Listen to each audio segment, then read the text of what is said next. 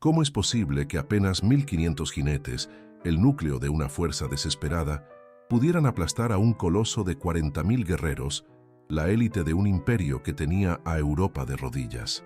¿Qué clase de brujería táctica o coraje demencial se necesita para lanzar la que sería recordada como la carga de caballería más aterradora de la historia contra un océano de acero y pólvora? A las puertas de Viena, el 12 de septiembre de 1683, el destino del mundo occidental no pendía de un hilo, sino de la lanza de un rey polaco y sus jinetes alados. La ciudad, la Manzana Dorada, estaba a punto de caer, y con ella toda la cristiandad. Era una apuesta imposible, un desafío a la lógica misma de la guerra. Si te apasionan las historias donde los desvalidos no solo luchan, sino que humillan a los gigantes, dale like y suscríbete, porque estás a punto de presenciar cómo el infierno aprendió a volar. Para entender la magnitud del milagro, primero debemos medir la sombra del monstruo. Al frente de la horda otomana no estaba un simple general, sino el gran visir Mersifon Kara Mustafa Pasha, un hombre cuya ambición era tan vasta como el ejército que comandaba. A sus espaldas, la voluntad del sultán Mehmed IV. Ante él, un mar de entre 150.000 y 170.000 almas armadas. Esto no era un simple ejército, era una ciudad en movimiento, una máquina de conquista engrasada con siglos de victorias. Su objetivo era la joya de Europa, la Manzana Dorada, Viena. Para Kara Mustafa, tomarla no era solo una victoria estratégica, era la llave para la dominación total de Europa Central y un legado que lo grabaría en la historia como uno de los más grandes conquistadores del Islam, un nuevo Solimán el Magnífico. El corazón de esta fuerza implacable latía al ritmo de los tambores de los jenízaros. No eran meros soldados, eran la infantería más disciplinada y temida del mundo conocido, reclutados de niños entre los pueblos cristianos conquistados y criados bajo una fe y una lealtad inquebrantables al sultán. No conocían otra vida que la guerra ni otro arte que la muerte. Su habilidad con el mosquete y la cimitarra era legendaria y su fanatismo en el asalto casi suicida. Eran ellos quienes habían estado desangrando a los defensores de Viena durante meses en las trincheras, una fuerza de choque de élite que, se creía, ninguna muralla podía contener y ningún ejército de infieles podía enfrentar en campo abierto.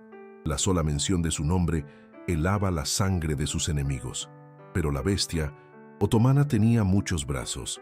Mientras los jenízaros cavaban y asaltaban las murallas, una artillería pesada, monstruosa, martillaba la ciudad sin descanso.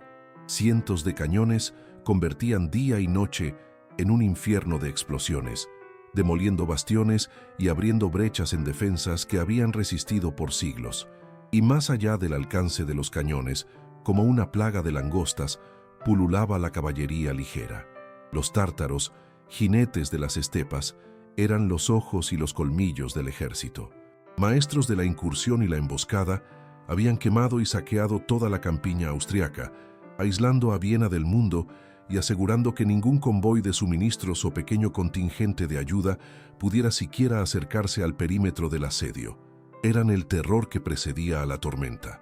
La motivación que impulsaba esta marea humana era una mezcla potente de fe, deber y codicia. Para el soldado común, esta era una yihad, una guerra santa que prometía el paraíso para los caídos y riquezas inimaginables para los vencedores. El botín de Viena, una de las ciudades más ricas de Europa, era una fantasía que alimentaba su resistencia en el largo y tedioso asedio. Para los comandantes y el sultán, era el paso culminante en la expansión del Imperio Otomano, el golpe de gracia a su archirrival, el Sacro Imperio Romano Germánico de los Habsburgo.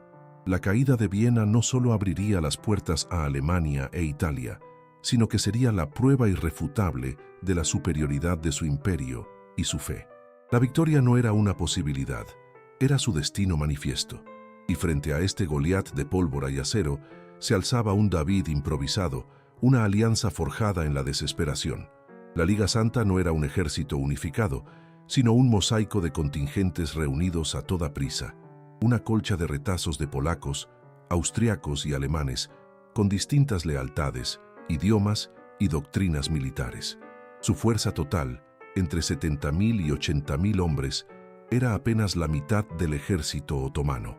Estaban en 1960, desventaja numérica, superados en artillería, y llegaban exhaustos tras una marcha forzada para alcanzar Viena antes de que cayera. Eran una apuesta desesperada, una última línea de defensa convocada por el Papa y liderada por la única potencia que había demostrado saber cómo enfrentar y vencer a los turcos, la Mancomunidad de Polonia-Lituania. Al mando supremo de esta abigarrada fuerza estaba el rey Jan III Sobieski de Polonia, un hombre de casi 60 años, corpulento, pero con el fuego de un guerrero legendario en sus ojos. No era un monarca de salón, era un estratega brillante y un veterano de innumerables batallas contra los otomanos y los tártaros. Su apodo, el León de Lechistán, no era un título honorífico, se lo había ganado a pulso en el campo de batalla. Conocía las tácticas de su enemigo, su arrogancia y sus debilidades. Sobre sus hombros no solo pesaba el destino de su propio reino, sino el cumplimiento de un pacto de alianza con el Sacro Imperio Romano-Germánico y, en un sentido más profundo, la defensa de toda la cristiandad. El mundo entero lo observaba. La joya de la corona del ejército de Sobieski, el instrumento que esperaba usar para realizar un milagro, era su contingente polaco, y dentro de él una fuerza de aproximadamente 3.000 hombres que eran la personificación de la guerra de choque. Los húsares alados eran la caballería más pesada, más cara y, sin duda, más intimidante de toda Europa. A diferencia de otros jinetes, que se habían vuelto más ligeros, para escaramuzas, los húsares eran un ariete humano diseñado para una sola cosa: romper formaciones enemigas en una carga cataclísmica. Cada uno era un noble, entrenado desde la cuna en el arte de la lanza y el sable, montando corceles poderosos y portando armaduras que los hacían parecer titanes de metal. Eran el orgullo de Polonia y la pesadilla de sus enemigos. La causa que unía a estos dispares guerreros era simple y absoluta: la supervivencia. No luchaban por conquistar nuevas tierras ni por la gloria de un imperio expansivo. Luchaban en el umbral de sus propios hogares. Si Viena caía, el camino hacia el corazón de Europa quedaría abierto y el avance otomano parecería imparable. Era una defensa de su fe, de su cultura, de su existencia misma. Cada soldado, desde el príncipe alemán hasta el húsar polaco, entendía que retroceder no era una opción.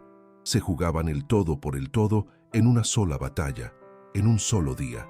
Esta desesperación, esta convicción de que luchaban por salvar su mundo les confería una determinación que ninguna paga o promesa de botín podría igualar. Pero la esperanza de los desesperados no residía solo en el valor, sino en una combinación letal de geografía y genialidad. El campo de batalla elegido por Sobieski era en sí mismo un arma. Las colinas de Kahlenberg y los densos bosques de Viena se alzaban como un balcón natural sobre el campamento otomano. Kara Mustafa, en su arrogancia, había visto esas colinas como una barrera natural irrelevante, asumiendo que ningún ejército significativo podría atravesar el terreno boscoso y empinado para amenazar su retaguardia. No podía estar más equivocado. Para Sobieski, ese terreno difícil no era un obstáculo, era un escenario perfectamente preparado para desatar la furia de su caballería y convertir la mayor fortaleza del visir, su número, en su mayor debilidad. El plan de Sobieski era tan simple como brutal: usar la gravedad como un multiplicador de fuerza. Mientras sus aliados, austríacos y alemanes, se enfrascaban en una agotadora batalla para despejar las laderas boscosas y asegurar los flancos, su fuerza principal se posicionaría en la cima. Desde allí, el campamento otomano se extendía abajo como un tapiz, un objetivo vasto y vulnerable, completamente expuesto. La carga no sería a través de una llanura, donde el ímpetu se construye lentamente, sería cuesta abajo. Cada caballo, cada jinete, cada lanza, aceleraría a una velocidad aterradora, convirtiendo la carga de Mindovés caballería en una avalancha de hombres y acero. El genio no estaba solo en atacar, sino en cómo y desde dónde, transformando el paisaje en su más poderoso aliado. El instrumento principal para ejecutar esta sinfonía de destrucción era la herramienta principal del húsar alado, la copia. Esta no era una lanza común, era una obra maestra de la ingeniería bélica. Con una longitud de hasta 6 metros, era significativamente más larga que cualquier pica o lanza de la infantería otomana, asegurando que el primer contacto fuera siempre a favor del húsar. Su diseño era ingenioso, un núcleo hueco para hacerla más ligera y manejable, pero con una punta de acero templado capaz de perforar corazas. Estaba diseñada para el impacto, para transferir toda la energía cinética del galope en un único punto devastador antes de hacerse añicos, dejando al jinete libre para desenvainar su sable y continuar la matanza en el caos que había creado. Y luego estaban las alas, el elemento que elevaba a los húsares de soldados de élite a apariciones aterradoras. No eran para volar. Su propósito era mucho más pragmático y siniestro, la guerra psicológica. Fijadas a la espalda del jinete o a la silla de montar, estas estructuras de madera adornadas con plumas de águila creaban una silueta imponente, haciendo que cada hombre pareciera más grande y sobrenatural. Pero su verdadera magia se desataba durante la carga. El aire, al pasar a través de las plumas a gran velocidad, producía un sonido silbante, un rugido extraño y escalofriante que se multiplicaba por miles. Para el enemigo en tierra, era el sonido de la muerte misma descendiendo sobre ellos, un trueno antinatural que aterrorizaba a los hombres y, crucialmente, espantaba a sus caballos, rompiendo la cohesión de la caballería enemiga antes incluso del primer impacto. La noche anterior a la batalla fue una de contrastes absolutos. En el vasto campamento otomano, que se extendía por millas como una ciudad de tiendas de campaña, reinaba una confianza casi displicente. Para el gran visir Kara Mustafa, la victoria era una conclusión inevitable. Llevaba meses asediando Viena. Sus cañones habían demolido secciones de las murallas y sus mineros cavaban túneles bajo los bastiones para el asalto final. Los informes sobre una fuerza de auxilio moviéndose a través de los bosques eran preocupantes, sí, pero no alarmantes. En su mente, ningún ejército europeo se atrevería a lanzar un ataque frontal contra su poderío. La noche la pasó, según algunas crónicas, en su lujosa tienda, planeando no la batalla inminente, sino cómo saquearía Viena y a quién ejecutaría primero. Era la calma de una arrogancia a punto de ser castigada por la historia. Mientras tanto, en las frías y oscuras laderas de los bosques de Viena, la atmósfera era completamente diferente. Allí no había opulencia, solo el frío del acero y la silenciosa determinación de la Liga Santa. El avance a través del denso bosque había sido una pesadilla logística, un trabajo agotador de horas y horas, abriendo camino para la infantería, la caballería y los cañones. Los soldados estaban exhaustos, hambrientos y empapados por la lluvia reciente. El aire estaba cargado de una tensión palpable, una mezcla de miedo y resolución. Podían oír el eco del incesante bombardeo otomano sobre la ciudad, un latido fúnebre que les recordaba que cada minuto de retraso costaba vidas. En la cima, Jan Sobieski y sus comandantes pasaron la noche en vigilia, observando las miles de fogatas enemigas abajo, finalizando los detalles de una apuesta que definiría el futuro de su mundo. Con las primeras luces del alba del 12 de septiembre, la batalla comenzó, pero no fue con el estruendo de una carga épica, sino con el sonido sordo y brutal de un combate encarnizado en el laberinto de los bosques de Viena. Alrededor de las 4 de la mañana, las fuerzas de la Liga Santa iniciaron su lento y penoso avance cuesta abajo. El terreno era su enemigo tanto como los otomanos. La infantería austriaca y alemana se vio obligada a luchar por cada metro de terreno, enredándose en una serie de escaramuzas caóticas y sangrientas entre los árboles y viñedos contra las avanzadillas otomanas. El humo de los mosquetes se mezclaba con la niebla de la mañana, creando una escena confusa y claustrofóbica. El gran plan de Sobieski dependía de salir de este infierno verde, pero el bosque no estaba dispuesto a cederlos fácilmente. Durante toda la mañana y hasta bien entrada la tarde, la batalla fue una lucha agotadora y desesperante, por el control de las laderas. Las fuerzas del duque Carlos de Lorena, en el flanco izquierdo, se estrellaron contra una feroz resistencia otomana atrincherada en las aldeas de Nussdorf y Heiligenstadt. El combate era a quemarropa, una carnicería de bayonetas, sables y disparos a corta distancia. Los otomanos lanzaron varios contraataques feroces, intentando hacer retroceder a los imperiales colina arriba. Para los hombres de la Liga Santa, la victoria parecía lejana. Estaban ganando terreno, pero a un costo terrible y a una velocidad glacial. Cada hora que pasaba era una hora más para que los defensores de Viena murieran de hambre o en un asalto final. Mientras esta lucha salvaje se desarrollaba en las colinas, el gran visir Kara Mustafa Pasha cometió el error que sellaría su destino. Desde su opulento puesto de mando central, observaba el combate con una mezcla de irritación y desdén, convencido de que la amenaza principal no podía venir de las colinas, y obsesionado con la inminente caída de la ciudad, se negó a alterar sus planes. Mantuvo a sus tropas de élite, los invencibles genízaros, en las trincheras frente a Viena, preparándose para el asalto que le daría la gloria eterna. Consideraba la lucha en su retaguardia como una simple distracción, una molestia que sus tropas de flanco podrían manejar. En su arrogancia, no vio el martillo que se cernía sobre él, solo veía el yunque que estaba a punto de golpear. Finalmente, alrededor de las 4 de la tarde, tras casi 12 horas de una lucha salvaje y sin tregua, el infierno de los bosques comenzó a apagarse.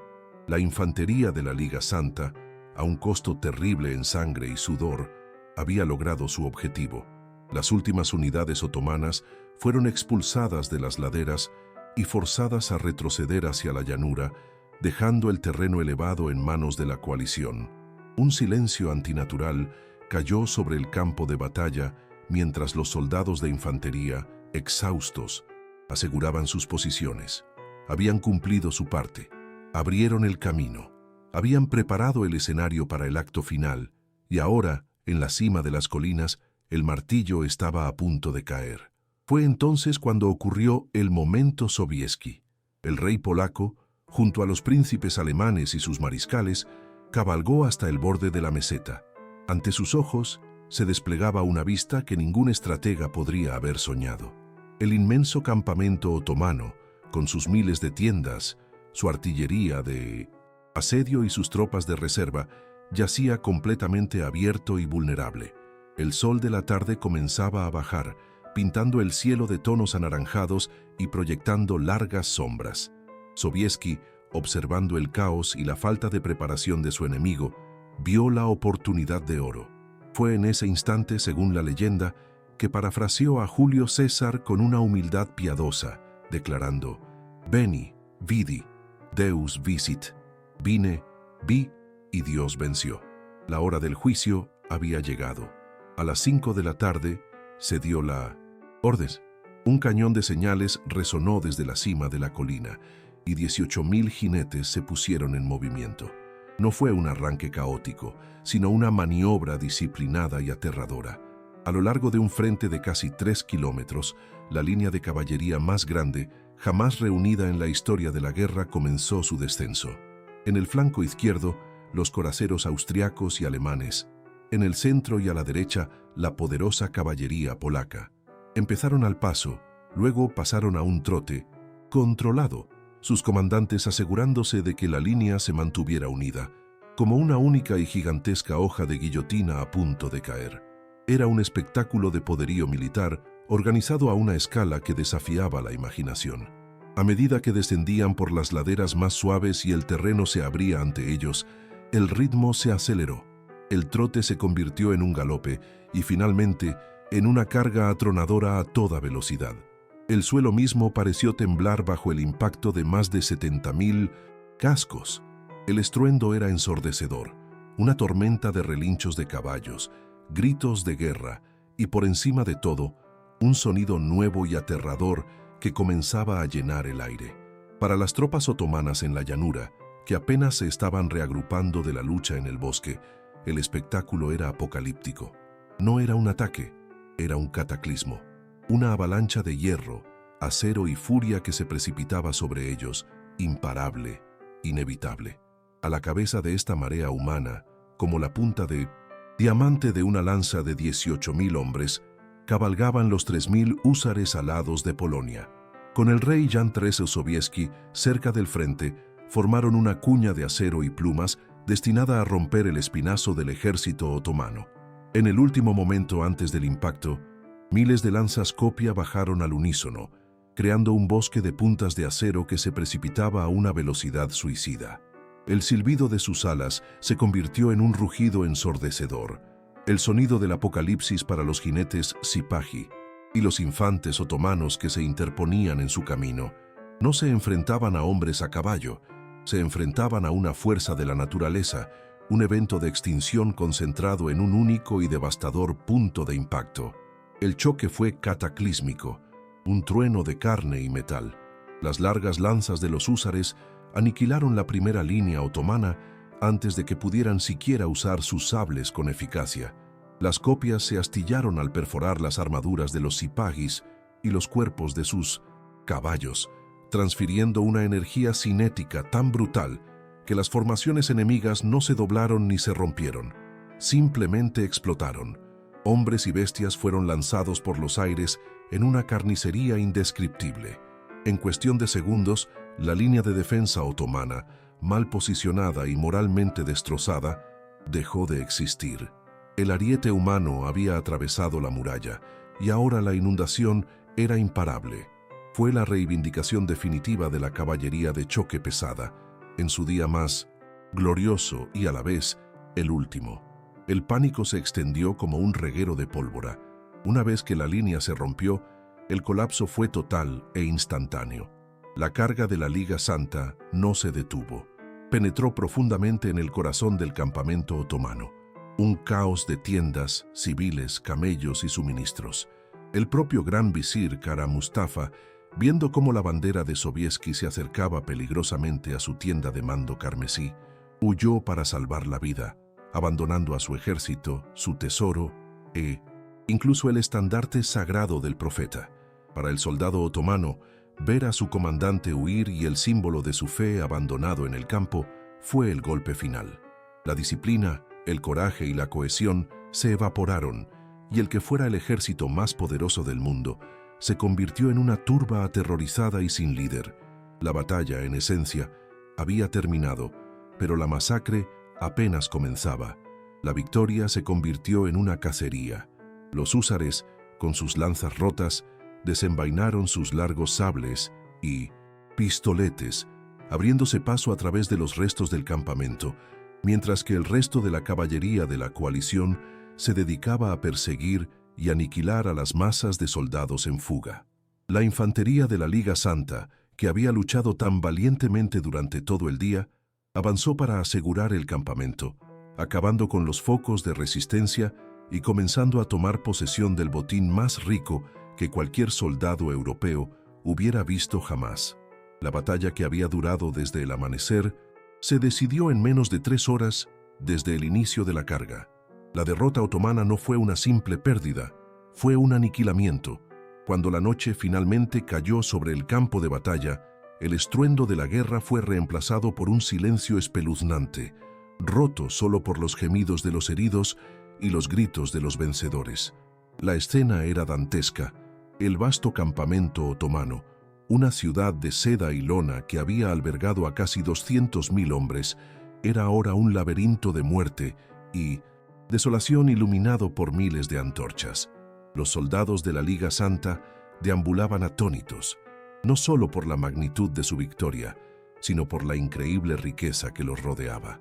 El aire, espeso con el olor a sangre, pólvora y miedo, era el testigo mudo de una de las derrotas más aplastantes de la historia militar. La balanza del poder en Europa se había inclinado, y lo había hecho de una forma brutal y definitiva. Las cifras del día siguiente contaron la historia con una claridad escalofriante. La victoria había tenido un costo, sí, pero uno asombrosamente bajo en comparación con el del enemigo. La Liga Santa sufrió alrededor de 4.500 bajas entre muertos y heridos. Para el Imperio Otomano fue un cataclismo. Se estima que entre 15.000 y 20.000 de sus soldados yacían muertos en el campo de batalla y en el campamento. Miles más fueron capturados, y una cantidad incalculable pereció durante la caótica y desesperada huida hacia Hungría, acosados por la caballería ligera y los campesinos locales que buscaban venganza. No fue una batalla reñida, fue una ejecución.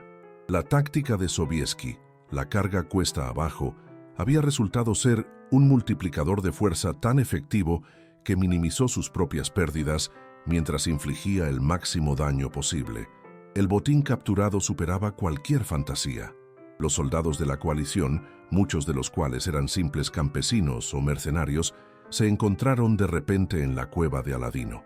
Se apoderaron de todo el campamento otomano, incluyendo el tesoro personal del gran visir, cientos de cañones, miles de tiendas de lujo, caballos, camellos y un suministro de alimentos que salvó a la hambrienta Viena.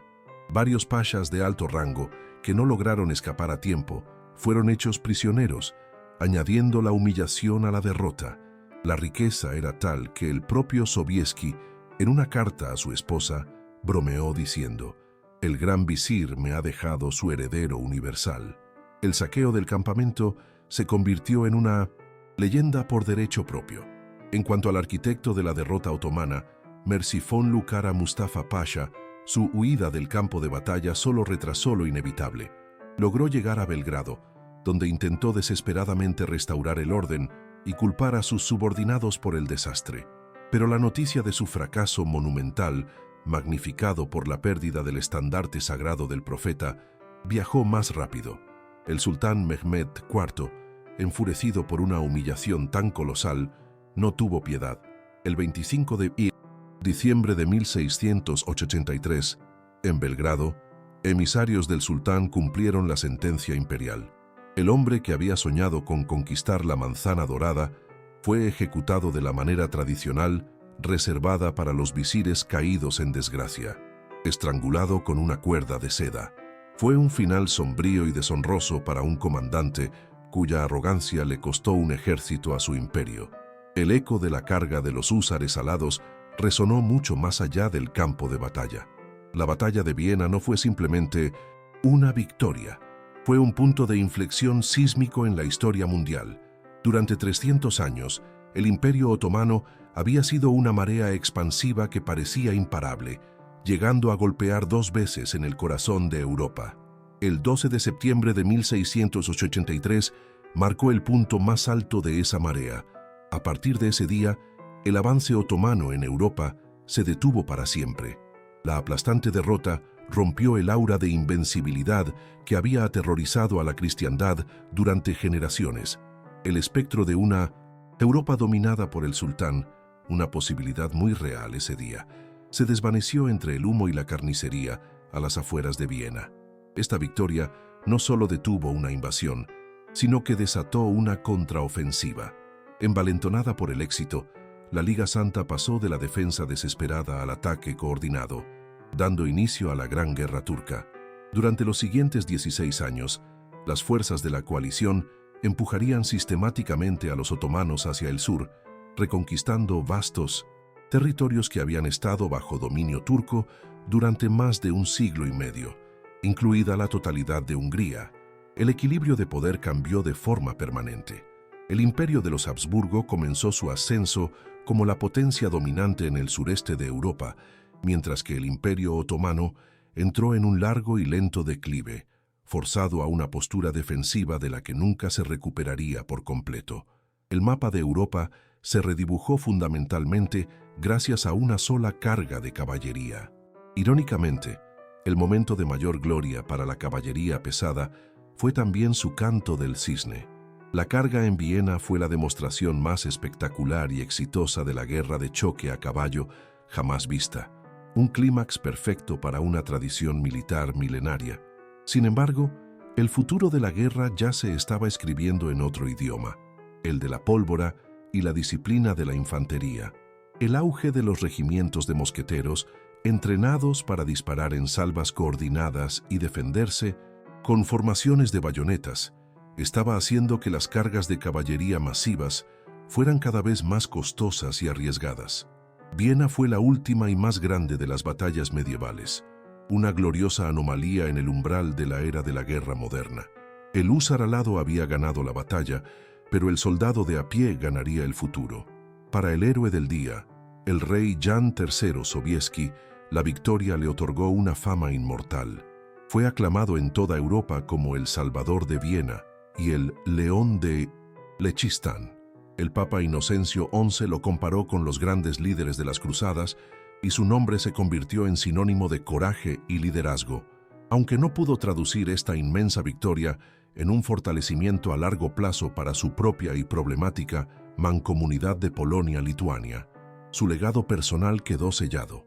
Se consolidó como uno de los reyes guerreros más grandes de la historia polaca y europea, el hombre que, en el momento de mayor necesidad, reunió a una Europa dividida y la condujo a una de sus victorias más decisivas. Con el tiempo, la batalla se convirtió en un mito fundacional. Para Polonia, la carga de los húsares en Viena es, hasta el día de hoy, un pilar del orgullo nacional, el momento en que su nación, con su valor y su caballería de élite, salvó a la civilización occidental. Para Austria y gran parte de Europa, se convirtió en la historia definitiva de la resistencia contra una amenaza existencial, el día en que el Occidente se unió para repeler a la Oriente en sus mismas puertas. Esta narrativa de un choque de civilizaciones, con Viena como el campo de batalla decisivo por el alma de Europa, ha perdurado durante más de 3 siglos, una historia épica de valentía contra probabilidades imposibles que sigue cautivando e inspirando. Dentro de los muros de Viena, la victoria fue recibida no con un rugido, sino con un suspiro colectivo de incredulidad y alivio. Durante meses, sus ciudadanos y la diezmada guarnición habían vivido un infierno de bombardeos, hambre y enfermedades. Estaban a pocos días, quizás horas, de la rendición total o de un asalto final que los habría aniquilado. Cuando las campanas de la Catedral de San Esteban comenzaron a repicar, no anunciaban una victoria lejana, sino la salvación en su forma más pura. La gente salió a las calles demacrada y famélica para vitorear a sus libertadores. El encuentro entre el conde von Starhemberg, el comandante de la defensa, y el rey Sobieski fue un momento de profundo simbolismo. El defensor exhausto rindiendo homenaje al Salvador, que había llegado en la 11ª hora. Para el sacro emperador romano germánico, Leopoldo I, quien había huido de su capital antes del asedio, la victoria fue una bendición política sin precedentes. Regresó a una ciudad salvada y se posicionó rápidamente como el principal beneficiario del triunfo. Aunque la victoria fue lograda por una coalición, con los polacos desempeñando el papel más decisivo y espectacular, la maquinaria de Minnemesintus, propaganda de los Habsburgo, trabajó para centrar la narrativa en la defensa del imperio. A largo plazo, la victoria sobre los otomanos permitió a los Habsburgo consolidar su poder sobre Hungría y los Balcanes, transformando su imperio multiétnico en la gran potencia de Europa Central y Oriental. Irónicamente, los polacos salvaron un imperio que, un siglo después, participaría en el desmembramiento de Polonia. Para Polonia, la victoria en Viena fue una paradoja trágica. Representó el cenit de su poderío militar y su prestigio internacional, una hazaña que le valió el título de Antemurale Christianitatis, el baluarte de la cristiandad. Sin embargo, esta gloria externa enmascaraba una profunda debilidad interna. El sistema político de la mancomunidad, con su libertad dorada, y el infame liberum veto que permitía a un solo noble paralizar el gobierno, impedía las reformas necesarias para centralizar el Estado y modernizar el ejército. Mientras Sobieski se cubría de gloria en el extranjero, su reino se estancaba. La victoria de Viena fue, en retrospectiva, el último gran destello de un poder que pronto se desvanecería, incapaz de competir con las monarquías absolutistas que surgían a su alrededor. Mientras tanto, en Estambul, la noticia de la derrota fue recibida con una conmoción que rápidamente se convirtió en furia. El desastre de Viena no fue visto como una simple derrota, sino como una humillación divina y un fracaso catastrófico de liderazgo. Más allá de la ejecución de Kara Mustafa, se desató una crisis política en la corte del sultán. La derrota forzó a la élite otomana a una dolorosa introspección. Por primera vez, muchos comenzaron a darse cuenta de que la superioridad militar europea en tácticas, disciplina y logística ya no podía ser ignorada. El desastre de Viena marcó el inicio de un largo y a menudo fallido proceso de intentos de reforma y modernización militar dentro del Imperio Otomano, en un esfuerzo por alcanzar a un enemigo que ahora, por primera vez, parecía tener la ventaja definitiva. Así la batalla se ha convertido en un lienzo sobre el cual se han proyectado innumerables significados a lo largo de los siglos. Para algunos, es la prueba de la unidad cristiana frente a una amenaza común. Para otros, el ejemplo del valor polaco traicionado por sus vecinos. Y en tiempos más recientes, su memoria ha sido invocada por grupos políticos para construir narrativas de un choque de civilizaciones perenne entre el Islam y Occidente. La realidad, como siempre, es más compleja, pero el poder del mito de Viena reside precisamente en su capacidad para ser recontado, como una historia épica de un día en que la historia entera pareció girar sobre el eje de una sola carga de caballería, con el destino del mundo pendiendo de un hilo. Pero quizás el legado más inesperado y duradero de esta victoria épica no se encontró en los libros de historia o en los mapas redibujados de Europa, sino en algo mucho más humilde, cuando los soldados victoriosos comenzaron la monumental tarea de catalogar el botín del campamento otomano. Entre las joyas, las armas y las sedas, encontraron cientos de sacos llenos de unos extraños granos oscuros y aromáticos. Nadie sabía qué eran. Los soldados, al probarlos, los encontraron amargos e intomables. La conclusión general fue que se trataba de algún tipo de alimento exótico para los camellos. Se dio la orden de quemarlos o arrojarlos al Danubio, considerándolos un botín inútil en medio de tanta riqueza. Estaban a punto de destruir un tesoro de un tipo muy diferente, pero el destino intervino en la forma de un oficial polaco llamado Jerzy Franciszek Kulczycki, un hombre de mundo, espía y diplomático que había pasado años viviendo entre los otomanos y hablaba su idioma con fluidez. Durante el asedio, había realizado varias misiones peligrosas, disfrazándose de soldado turco para escabullirse a través de las líneas enemigas y llevar mensajes. Cuando vio los sacos a punto de ser destruidos, reconoció inmediatamente su contenido. No era comida para camellos, era café, la bebida predilecta del imperio contra el que acababan de luchar. Corrió hacia los comandantes y les suplicó que no los destruyeran. Con su reputación como héroe del asedio, Kulczycki logró convencer a sus superiores. Pidió que, como recompensa por sus valientes servicios, se le concedieran todos esos sacos aparentemente inútiles. Los generales austriacos, perplejos pero complacidos de deshacerse de lo que consideraban basura, estuvieron de acuerdo. Kulczycki se convirtió así en el improbable propietario de una fortuna en granos de café, un producto prácticamente desconocido en Viena en ese momento.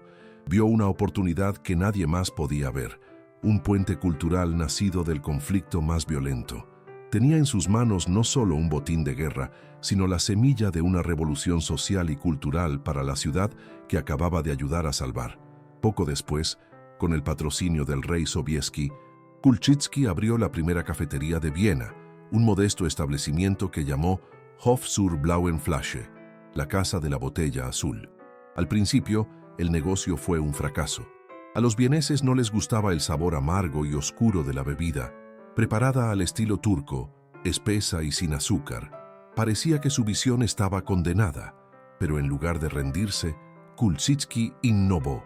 Experimentó filtrando el café para eliminar los pozos y en un golpe de genio decidió añadir una cucharada de miel y un chorro de leche. Acababa de inventar el café vienés, una bebida que transformaría para siempre el paladar de una ciudad y, eventualmente, del mundo. El éxito fue inmediato y explosivo. La bebida endulzada y suavizada se convirtió en una sensación. Su cafetería se transformó en el punto de encuentro de moda para la sociedad vienesa. Intelectuales, artistas, comerciantes y aristócratas se reunían para conversar, debatir y cerrar negocios al calor de una taza de esta nueva y exótica bebida. El concepto de la cafetería como un salón público echó raíces profundas en el tejido social de la ciudad. Kulczycki, a menudo vestido con atuendo turco para añadir un toque de autenticidad y espectáculo, se convirtió en una celebridad local. El hombre que había traído un pedazo del estilo de vida del enemigo al corazón de la capital imperial.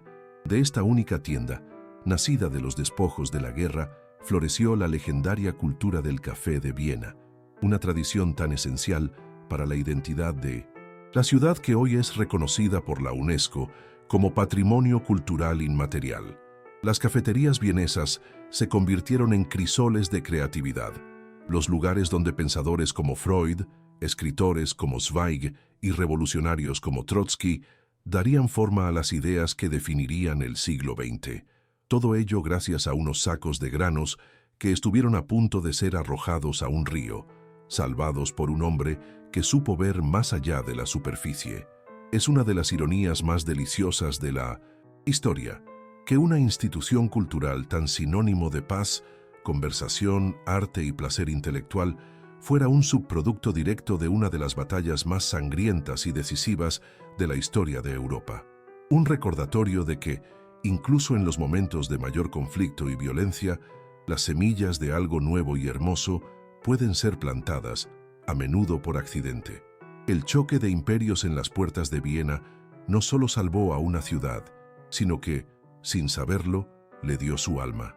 Así que la próxima vez que el aroma del café recién hecho llene el aire, recuerden por un momento a los húsares alados tronando colina abajo, a un rey audaz que apostó el destino de un continente y a un espía ingenioso que supo reconocer un tesoro donde otros solo veían basura. Porque en aquel día de septiembre de 1683, en los campos empapados de sangre a las afueras de Viena, se decidió el futuro de Europa. Y la victoria, para las generaciones venideras, tuvo el inesperado y reconfortante sabor del café.